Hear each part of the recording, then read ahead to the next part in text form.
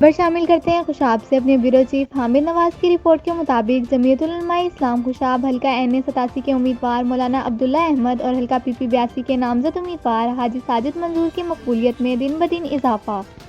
گزشتہ شب خوشاب کا دل انارکلی بازار کی گلی نمبر 5 میں جمعیت العلماء اسلام کے امیدواروں کا پاور شو میں رحمانی برادری، خان برادری، مہاجر، ارائیں برادری، انارکلی بازار کا مکمل اتحاد، منج برادری، راجپوت برادری اور جویا برادری، محلہ سیالہ والا اور چودھری محمد ریاض پپا، صدر انجمن تاجران خوشاب اور رہنما جمعیت العلماء اسلام نے شرکت کی۔ پنڈال سے خطاب کرتے ہوئے مولانا عبداللہ احمد نے کہا کہ اگر اہلیان خوشاب نے ہمیں عزت بخشی اور کامیاب کروایا تو ضلع خوشاب کی 37 سالہ محرومیوں کا ازالہ کریں گے۔ ایم پی اے کے امیدوار حاجی ساجد منظور نے کہا کہ اگر ہم عوام کی توقعات پر پورا نہ اترے تو اگلا الیکشن خود ڈرا کر دیں گے۔